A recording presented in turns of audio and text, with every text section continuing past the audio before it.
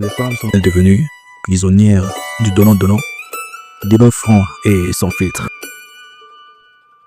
Je suis tombé sur une vidéo TikTok où une femme, on va dire une jeune femme, dénonçait le fait que dans notre société, les femmes sont souvent traitées comme des objets. Elle a affirmé qu'il faut parfois qu'elles descendent leurs culottes pour espérer obtenir certaines opportunités.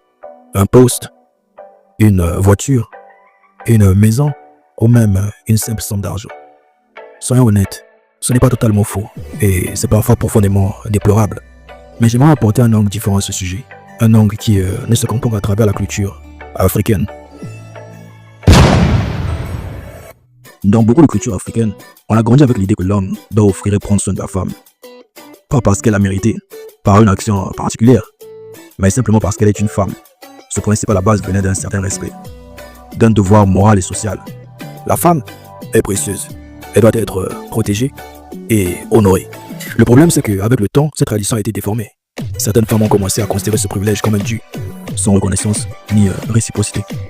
Dans certaines discussions, offrir de l'argent ou un cadeau à une femme était même perçu comme une faiblesse, voire une idiotie. Résultat, beaucoup d'hommes se sont sentis humiliés après avoir donné gratuitement et certains ont basculé vers une mentalité du donnant-donnant.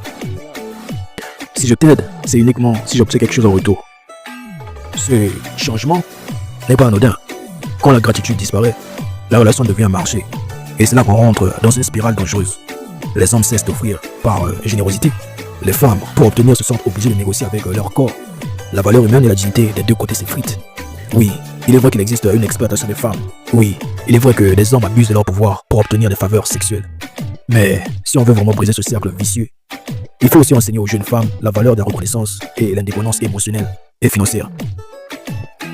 Se dire « je suis belle, donc tout m'est dû » est une illusion qui mène à des relations toxiques et à la perte de respect mutuel. Dans nos cultures, l'honneur de l'homme était autrefois mesuré à sa capacité de donner et l'honneur de la femme à sa capacité de préserver sa dignité et de manifester de la gratitude. Aujourd'hui, on a troqué la gratitude contre l'exigence et la générosité contre la transaction. Si on veut changer les choses, il ne faut pas seulement dénoncer les abus masculins. Il faut aussi réapprendre à construire des relations basées sur le respect mutuel et la réciprocité saine. Car le vrai pouvoir pour l'homme comme pour la femme, c'est de pouvoir dire « je donne » non pas parce que je dois, mais parce que je veux et parce que je le mérite.